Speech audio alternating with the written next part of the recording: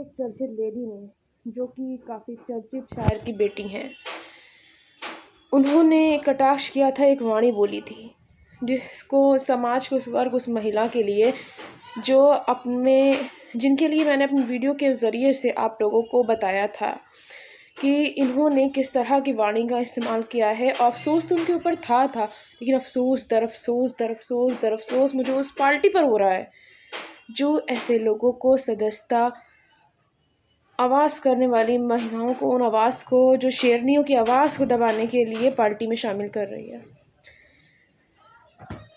कहते हैं ना, जिनको कहते हैं मुसलमानों के मसीहा, यादव के मसीहा, आप समझ रहे हैं ना मैं किसकी बात कर रही हूँ। उत्तर प्रदेश के जो मुसलमानों के जो मसीहा हैं, यादवों के जो मसीहा हैं, समझ तो गए होंगे आप।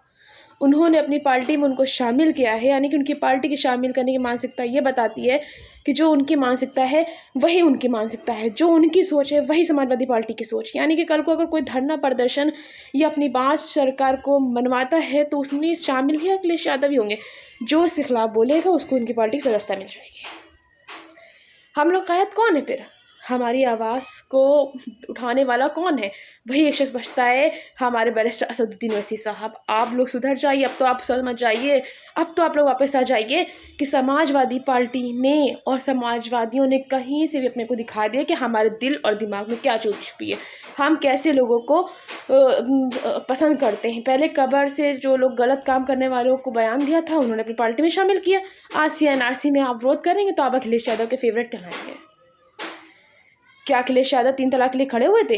या अखिलेश ने हमने कहीं लाइव डिबेट करी थी, कुछ इन्होंने प्रेस कॉन्फ्रेंस करी थी, या इनका कहीं जत्था गया था, या कहीं इन्होंने एप्लीकेशन लेके डाला था, या कोई भी इनका कहीं का जत्था गया हुआ था, या कहीं पे लड़े थे या नहीं लड़े थे? कोई लड़ा था? नहीं लड़ा था। कोई इनका विधायक लड़ा था? कोई इनका सादा लड़ा था? नहीं लड़ा था। आज राज्यसभा में इतने मामले में बिल आए, क्या इन्होंने कहीं पे समर्थन दिया? नहीं दिया। 3 तलाक में मामला आया, क्या इन्होंने समर्थन दिया? नहीं दिया। लेकिन किसने दिया? बैरिस्टर असदुद्दीन ओवैसी साहब ने दिया। चाहे वो CNRC, चाहे वो बाबी, चाहे वो दादरी हो, चाहे वो पालव घर हो, चाहे वो तबरेज़ हो, चाहे वो इखलाक हो, चाहे वो पालव घर हो। जितने भी वर्तमान में मसले, अभी आप वर्तमान में हाल ही जीता जागता सबूत है कि आज़म खान साहब को लोग मर्डर भी कर देते दूसरी पार्टी के, तो वो आराम से घूमते हुए कुछ नहीं होता। लेकिन आज़म खान साहब ने एक ज्योति जलाई थी शिक्षा की, एक शिक्षा संस्थान बनाया था, इसलिए उनको अंदर कर दिया, उनके ऊपर केस कर दिया गया। वो आज वर्तमान में जेल में है और उनके लिए कोई आवाज़ नहीं उठाई जा रही है। क्या माननीय अखिलेश यादव जी इतने पढ़े लिखे, इतने समझदार हैं कि उनको भी समझ में नहीं आ रहा कि शिक्षा की ज्योति जलाना गुनाह हो गया या सही है? उसके लिए उन्हें आवाज़ उठाने में डर लग रहा है। आप किसको अपना कैद मानते हैं? क्यों लगे हुए हैं किसी के पीछे? छोड़िए और वापस आइए MIM के लिए। ना आपको वहाँ से कुछ मिलता है और ना मिलेगा। अरे कम से कम अपनी आवाज़ को बुलंद करने वाले शख्स को पहचानिए, अपनी ताकत को पहचानिए। क्या जब वो 14% के 7% वोटों से सरकार बनती, क्या हम 19% होकर सरकार नहीं बना सकते हैं? कब तक क्या आप दूसरों को मजबूत करेंगे? कभी अपने को भी मजबूत करिए। अपने नहीं, अपने आप की ताकत को पहचानिए। क्यों किसी को सत्ता पर बैठाने की कोशिश करते हैं आप? अपने वोटों की ताकत खुद पहचानिए। आप 5 जिताइए, 6 जिताइए, आपके होंगे, आपके लिए बोलेंगे। यहाँ तो आपके लिए कोई नहीं होता है, बल्कि वो जाकर के दूसरे पार्टी में चले जाते हैं। और माननीय अखिलेश यादव जी क्या देते हैं मुसलमानों को? खाली एक लॉलीपॉप पकड़ा देते हैं ताकि डर और भ्रम बना रहे। हमारे पास अखिलेश यादव से पढ़ा लिखा, अखिलेश यादव से ज़्यादा समझदार, अखिलेश यादव ज़्यादा समझदार, समाज ज़्यादा, अखिलेश यादव से ज़्यादा प्रदेश में लड़ी हुई पार्टी है। प्रेजेंट टाइम पर अखिलेश से हर चीज़ में बेटर विकल्प हमारे सामने मौजूद है, जिसका नाम है बैरिस्टर असदुद्दीन ओवैसी। अखिलेश यादव क्या है? वो तो अपने बाप की बनाई हुई पार्टी पर राज कर रहे हैं। अखिलेश यादव क्या है? वो तो अपने बाप की बनाई सत्ता पर चाचा भतीजे से लड़ते हैं, भतीजा से लड़ते हैं। आप किस पे भरोसा करेंगे? वो आपका होगा। आने वाले समय में आप खुद देख लीजिएगा रुझान किधर से किधर जा रहा है। और हमारे ही कुछ बीच के लोग ऐसे हैं जो हमारे खिलाफ बने हुए कानूनों का विरोध करते हैं, तो वो उनको ऐसा मुकबर की तरह काम करते हैं काट करके। वही हाल कुछ लोगों का पार्टी के लिए भी कर रहे हैं।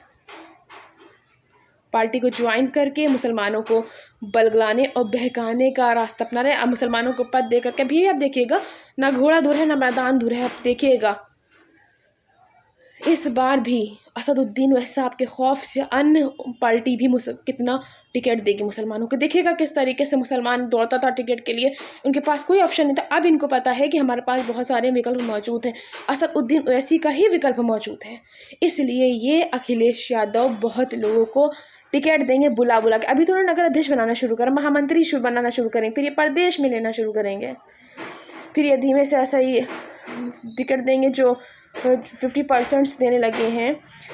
ये जो 103 मेरे हिसाब से जो कॉन्स्टिट्यूशन है, मुस्लिम के जो बहुल क्षेत्र हैं वहाँ पर आप देखिएगा कैसे अखिलेश यादव 103+ को वोट देंगे। मेरी बात को आप नोट करके रख लीजिए, इतना घबराए, इतने डरे हुए हैं अखिलेश यादव। असदुद्दीन ओवैसी साहब का ही खौफ है कि मुसलमानों को समाजवादी पार्टी में जगह मिलने लगी है, वरना इससे पहले कोई जगह नहीं मिलती थी। इससे पहले सिर्फ व सिर्फ झंडा उठाने और दरी बिछाने के काम आते थे। अब हमारे वोट की ताकत, अब हमारे वोट का राइट ये समझ चुके हैं, पहचान चुके हैं। खैर 103 नहीं 104 मुसलमानों का आप टिकट दीजिए, लेकिन अब मुसलमान बहकने वाला नहीं है। मुसलमानों को समझ में आ गया है कि वो लॉलीपॉप फंसने वाला नहीं है, मुसलमानों को समझ में आ गया है। अब अखिलेश यादव खुद अपनी सीट छोड़कर मुसलमानों को दे देंगे तो इंशाअल्लाह असदुद्दीन ओवैसी के अलावा कहीं बटन दबने वाला नहीं है। भूल जाएं आप मुसलमानों का वोट लेकर के राज करना। पहले अब अपने अधिकार की बात होगी, अपनी राइट की बात होगी, अब बात बराबरी की होगी। आइए मैदान में, हम भी मैदान में हैं, आप भी मैदान में हैं।